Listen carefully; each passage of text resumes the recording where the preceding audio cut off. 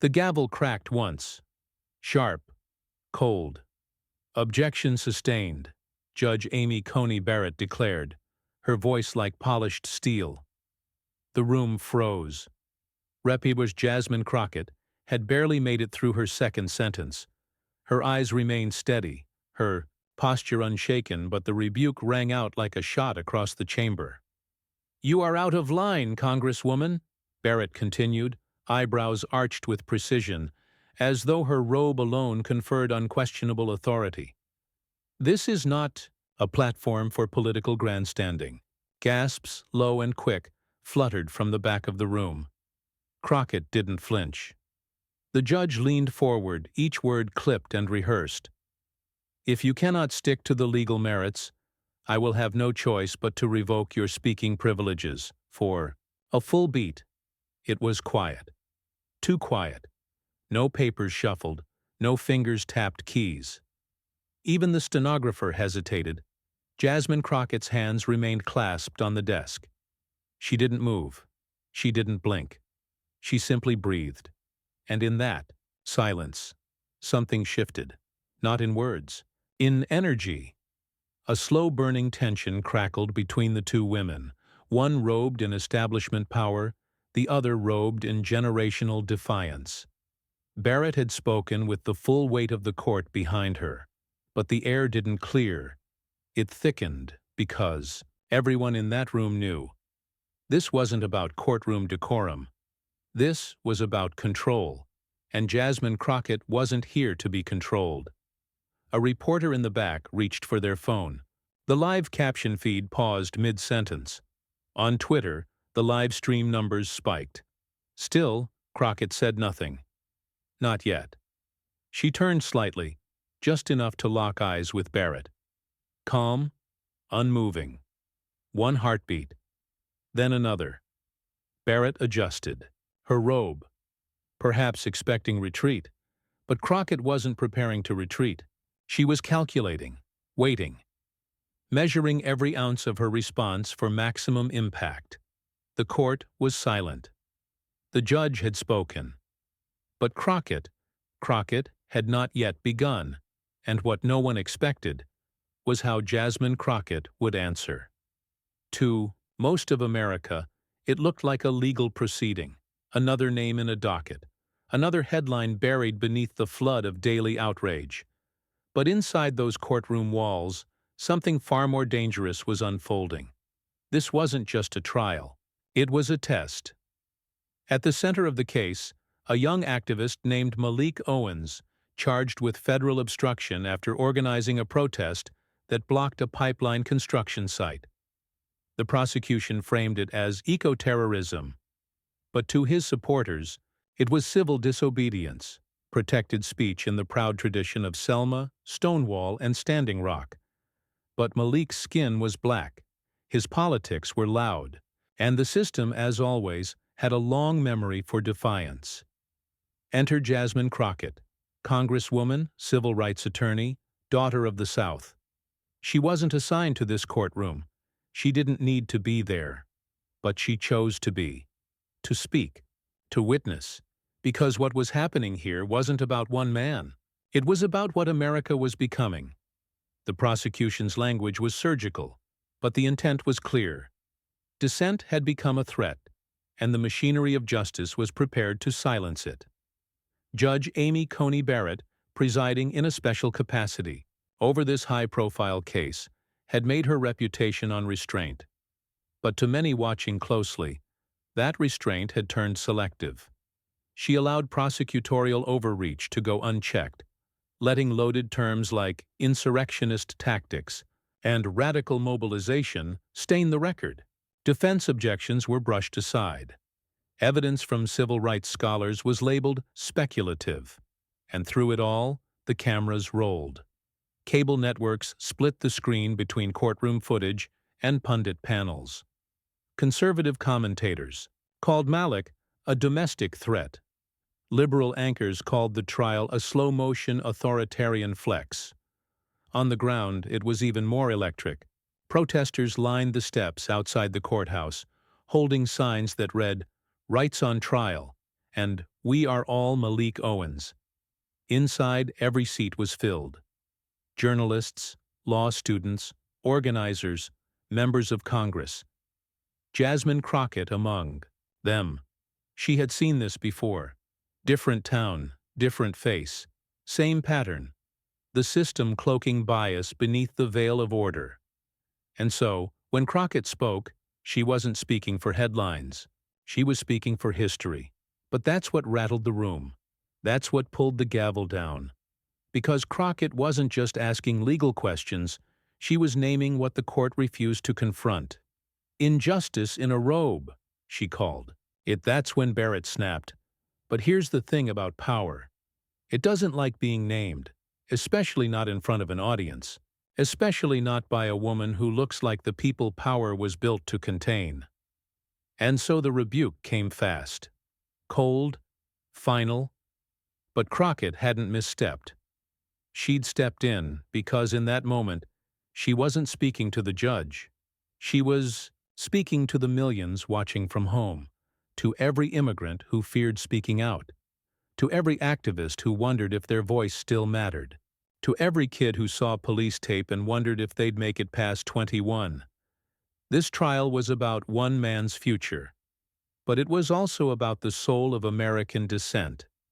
And that's when the cracks began to show on the bench itself. She was the calm face of a quiet revolution. Amy Coney Barrett didn't shout. She didn't grandstand. She didn't tweet. But make no mistake, her assent was as disruptive as any street protest. From the moment she stood beside Donald Trump in the White House Rose Garden, her nomination still warm, the nation still grieving Ruth Bader Ginsburg, Barrett signaled a shift, not just in the court, in the country. Her resume gleamed. Notre Dame law, clerkship under Justice Scalia, tenure-track professor by 30. Every line of her biography was designed to impress, to disarm. A mother of 7, a devout Catholic, a constitutional originalist. But it was what she didn't say during her confirmation hearings that told the real story. She refused to answer whether she believed in climate change, dodged on voting rights, said she hadn't formed an opinion on the peaceful transfer of power. To her supporters, it was judicial poise. To her critics, it was camouflage. And once seated, the pattern began.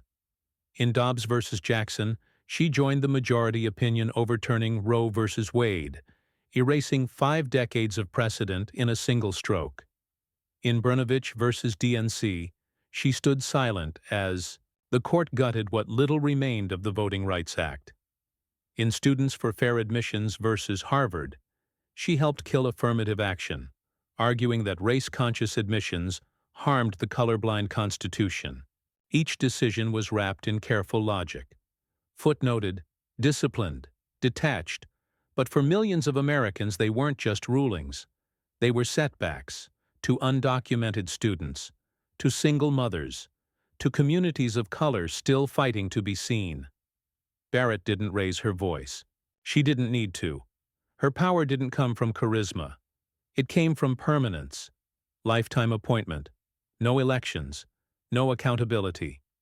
She was the justice you couldn't touch. In speeches, she smiled gently and said the court wasn't political. In chambers, she reshaped policy from the shadows. She wrote opinions that hollowed out protections, and did it with a tone so polite, so restrained, that dissent seemed shrill by comparison. Her genius wasn't just legal, it was optical. Because while others made headlines, Barrett made doctrine. Quietly, consistently, coldly. And yet, she was everywhere. Cited by conservative scholars. Praised on Fox News as the intellectual heir to Scalia. Heralded by the Federalist Society as the embodiment of judicial virtue. She didn't need to trend. She was already encoded into law. And as the court shifted around her, so did the country. Red states rushed to copy her rulings. Blue states scrambled to resist. And through it all, Barrett sat with the serene detachment of a monarch behind glass. Untouchable, unreadable, unmoved. But there was something missing. For all her brilliance, for all her credentials, Amy Coney Barrett had never stood where Jasmine Crockett had. She had never faced down a prosecutor for a teenager wrongly accused, never marched in heat and fear for a life that didn't matter in court, never been stopped, searched, or silenced. She studied the law. Crockett survived it.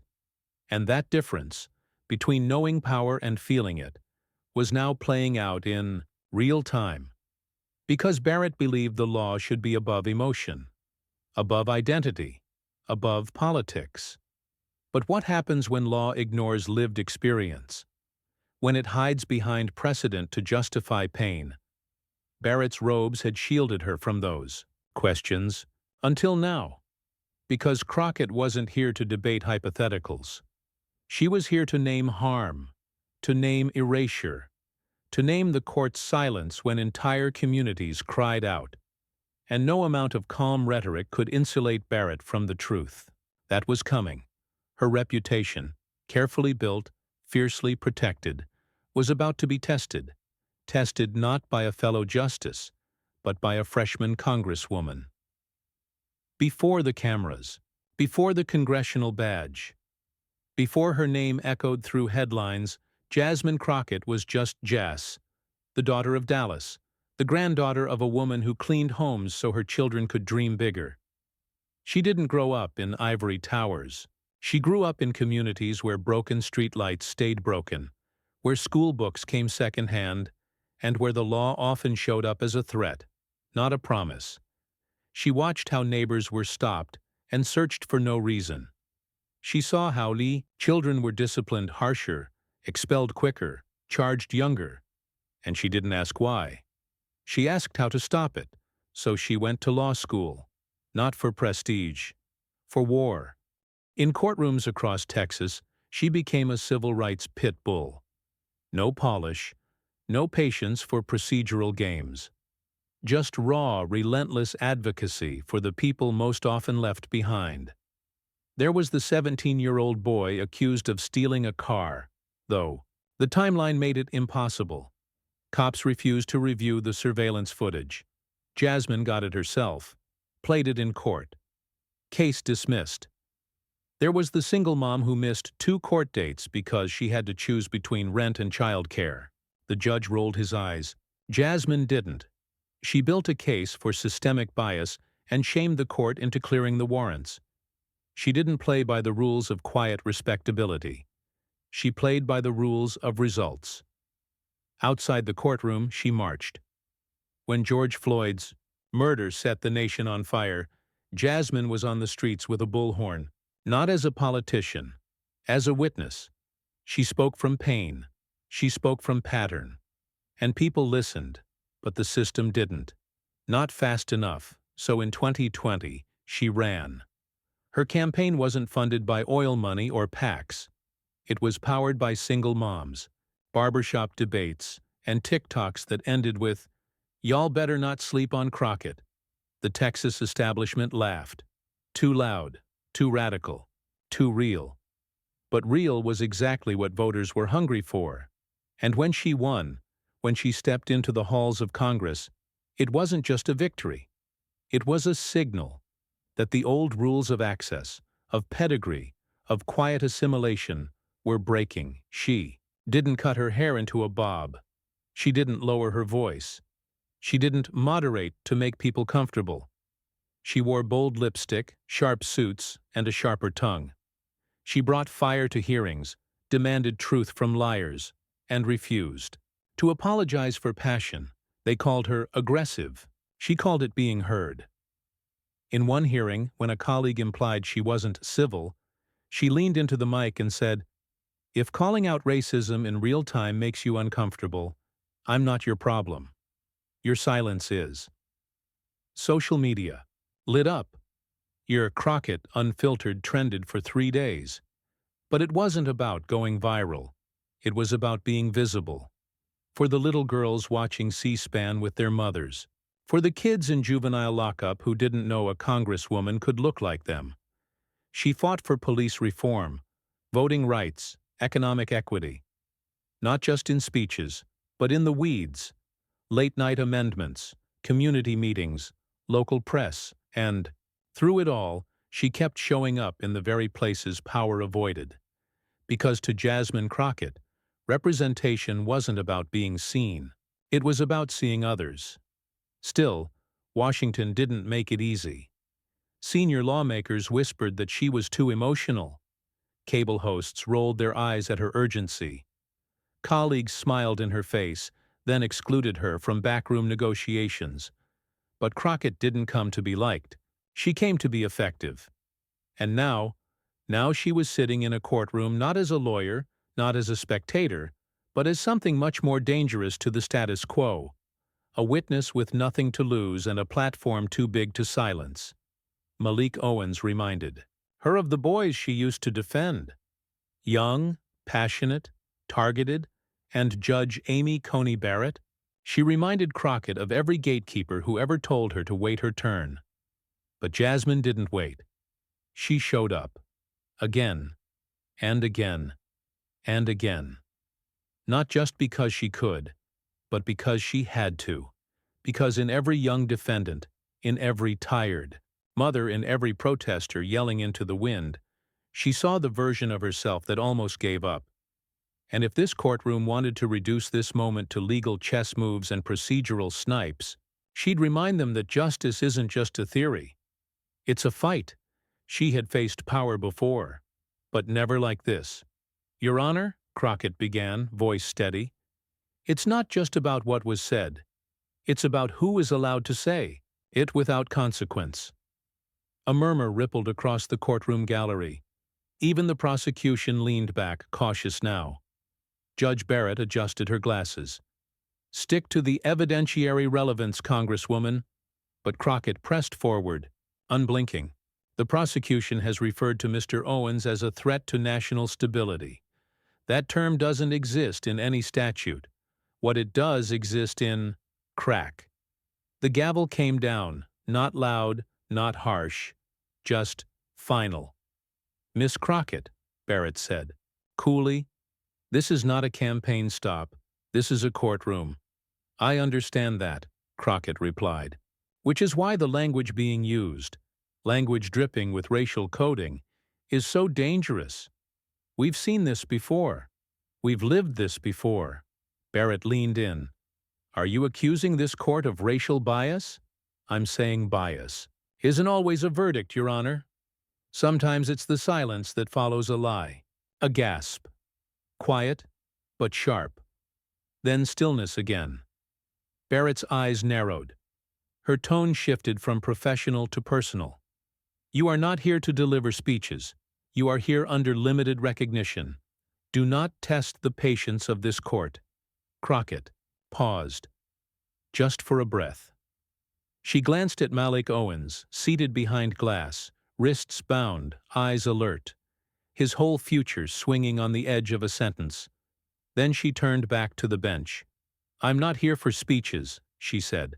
"I'm here because if we don't say what everyone else is afraid to, this courtroom becomes theater, and the law becomes a script written by those who've never had to survive it." Barrett's knuckles tightened around the gavel.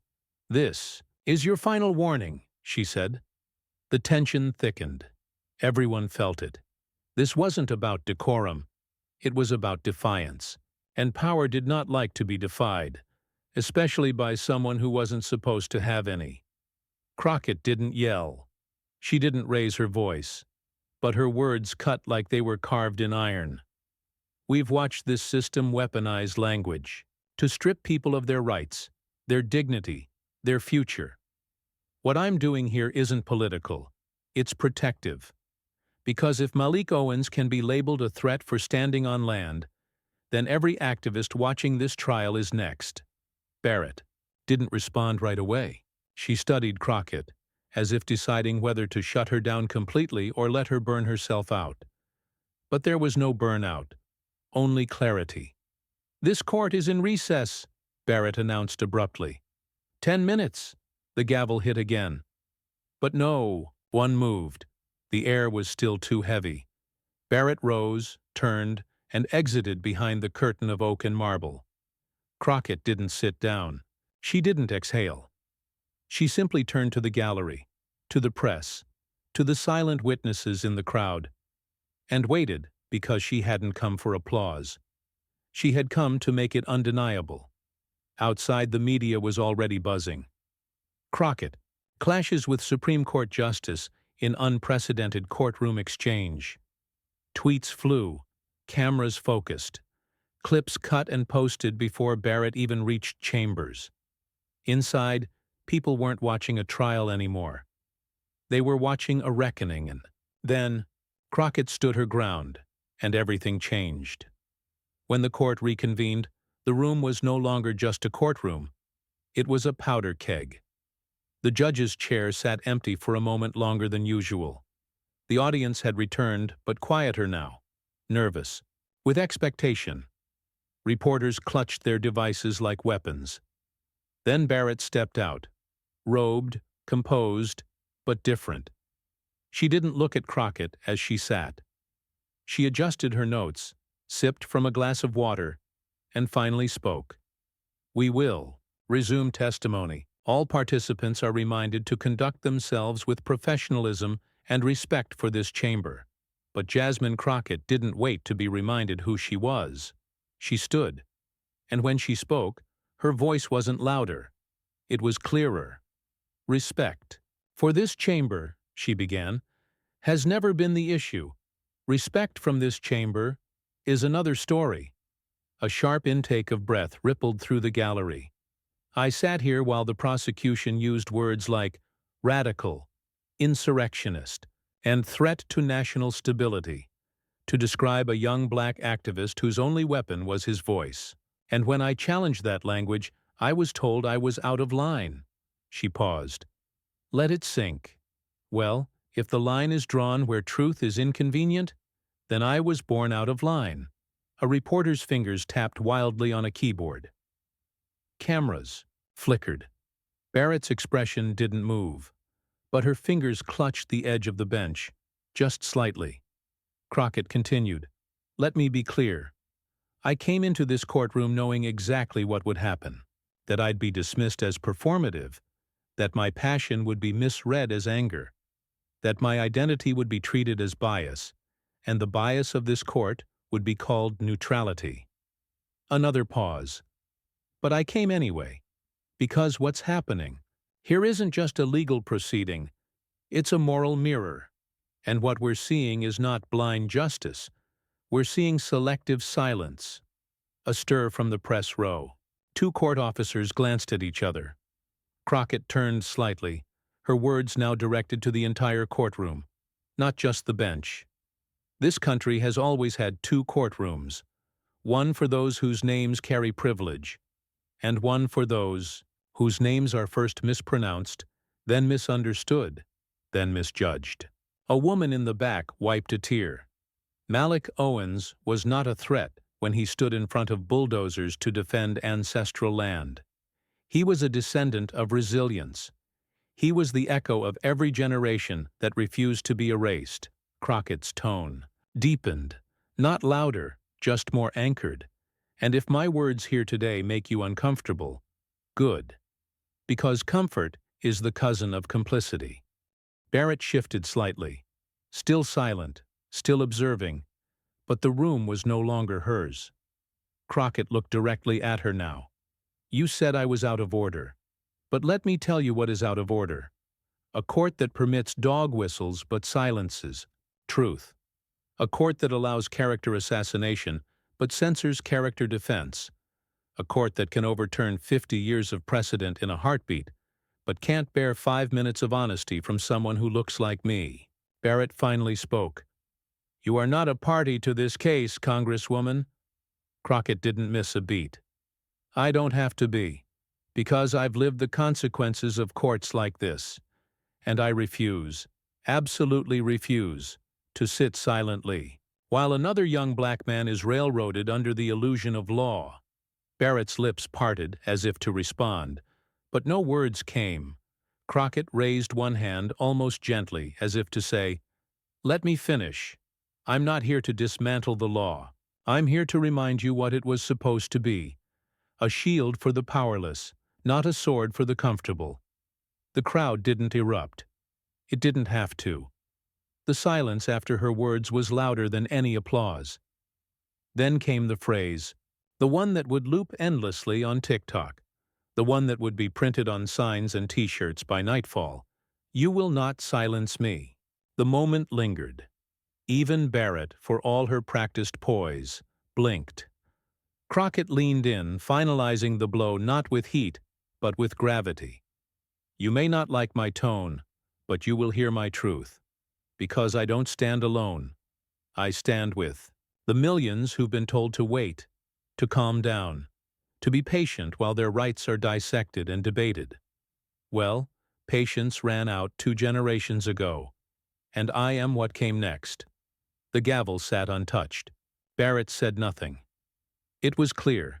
This was no longer her courtroom. It belonged to the moment.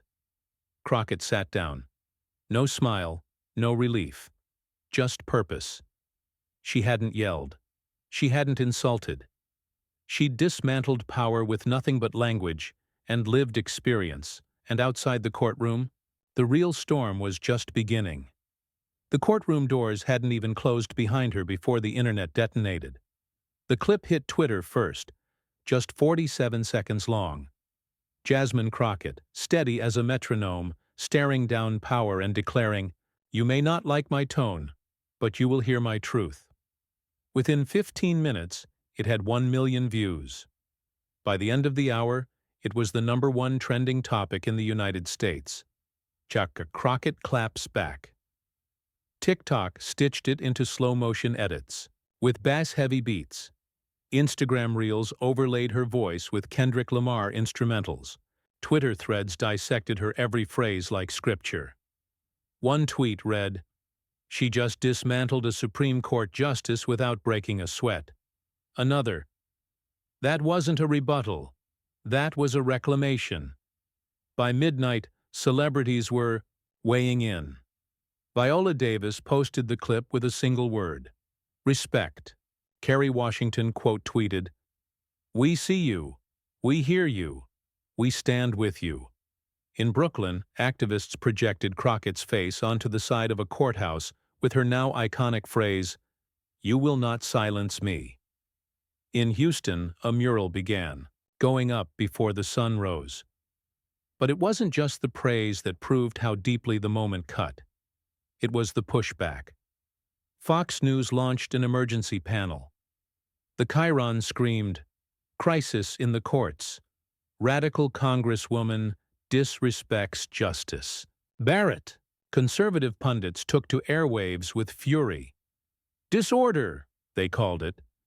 Identity politics run amok, but their outrage only amplified her reach. Clips played on loop across every platform. Every edit reframed as power flipping on its head. Even late-night hosts joined in. Stephen Colbert. Barrett brought a gavel. Crockett brought a mirror. Trevor. Noah. She didn't yell. She didn't curse. She just told the truth. And apparently the truth is now disruptive behavior. Within 24 hours, Crockett's Instagram gained 1.2 million new followers. Her inbox overflowed with invitations to panels, podcasts, magazine profiles. But something deeper was happening. Young black women on college campuses posted side-by-side videos. Crockett's words and their own classroom experiences of being silenced. Teachers played her rebuttal during civics lessons. A Latina community organizer in Arizona uploaded a teary video. For once, someone stood up without diluting who they are. I saw my aunties in her. I saw me. The phrase, "You will not silence me," became more than a moment. It became a movement. Even outside the U.S., her name surged. In London, The Guardian ran a headline, "Jasmine Crockett delivers the speech heard around the world." In South Africa, a morning show anchor asked, "Is Crockett the new voice of American conscience?" But not everyone cheered. Opponents began digging. Her voting record, her personal life, her law school transcripts, anything that could puncture the image. now taking hold across screens, yet none of it stuck. Because this wasn't about perfection. It was about presence. Crockett had done what so few dared to. Enter the lion's den of institutional power, name its fangs, and walk out sharper. And the people, especially the people who had long been told to lower their voices, to round their edges, felt it. They didn't just admire her, they claimed her. She wasn't performing for applause. She was speaking from bone-deep truth. And somehow it reached every corner of a fractured nation starving for clarity. She had taken one moment, one interruption, one gavel, and flipped it into a national mirror. And while the internet roared, Jasmine Crockett remained almost silent. No press tour, no spin, just one pinned tweet. For the record, I didn't clap back, I called in. Now it's your turn. But what Jasmine said after the trial would cement her legacy. 3 days later, Jasmine Crockett sat beneath soft studio. Lights, no podium, no gavel, no courtroom tension. Just a mic, a host, and millions watching live. The interviewer leaned forward. You've been called courageous, divisive, dangerous, inspiring. What do you call what happened in that courtroom? Crockett didn't blink, didn't smirk. She breathed in, calm and grounded. I call it overdue. There was no bravado in her voice, only certainty. I didn't go in there to make headlines. I went in there to make history answer for itself. She paused, let the weight settle. I grew up knowing the law didn't always protect people who looked like me. But I also knew the law could be learned, that it could be used, not to hurt, but to hold accountable. She looked into the camera then, directly into the lens. This isn't just about me and Judge Barrett. It's not even just about Malik Owens. It's about every person who's ever been told to shrink in the presence of power. Every person who's been silenced for asking the right question at the wrong time. She leaned back, voice softer now. I've been in courtrooms before where I wasn't allowed to finish a sentence, where judges rolled their eyes before I opened my mouth, where clients were already judged before their case began. The host asked gently, "But this time, you answered." "Back, why now?" Crockett smiled. Not out of pride, but out of recognition. Because there are kids watching, and they don't just need to see laws passed. They need to see dignity held. They need to see someone say, "Yes, I will speak, even when I'm told not to." Especially then, she shifted slightly, her tone warming. I didn't respond with anger. I responded with clarity. Because when you've lived the law from the underside, when you've felt its weight, you don't raise your voice. You raise the truth. Clips from the courtroom played behind her now. Subtitled, slowed, shared again. Her voice layered over. You may not like my tone, but you will hear my truth. She turned back to the interviewer. You know what surprised me most after the trial? It wasn't the backlash. It wasn't the support. It was the stories I got. From teachers, from nurses, from DACA recipients, from teenagers. They all said the same thing. You spoke for me. She nodded slowly. And that reminded me. This moment isn't mine to hold. It belongs to everyone who's ever had to bite their tongue when they should have bitten back. Everyone who's ever had to smile while being dismissed.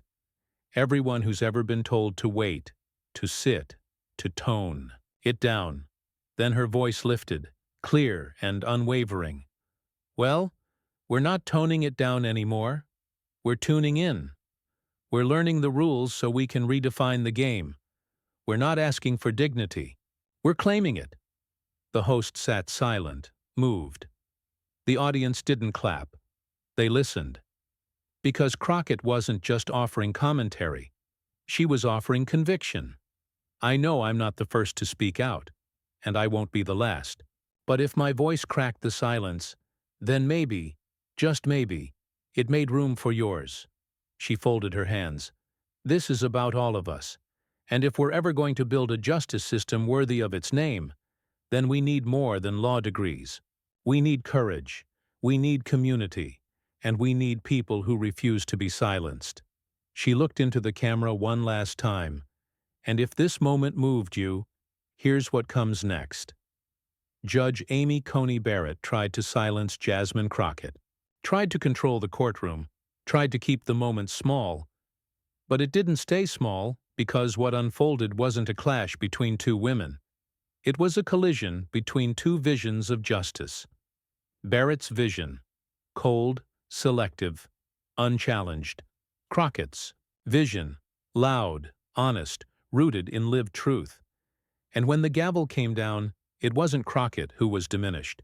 It was the illusion that power always wins. This wasn't just a fiery exchange. It was a pivot point. One woman chose to uphold the rules. The other chose to rewrite the room. Jasmine Crockett didn't scream. She didn't beg. She didn't bend. She stood for Malik Owens, for the activists, for the silenced, for every person watching who's ever asked, "Do I belong in this fight?" The answer is yes. But now she can't carry it alone. If this moment made your heart race, if it made you feel seen, if it reminded you that courage can still shake the foundation, then don't let it fade into the scroll. Stand with her. Share this story. Subscribe for the next battle. Speak this truth wherever it's being buried, because the courtroom may have gone quiet again. But we don't have to. Not now. Not ever.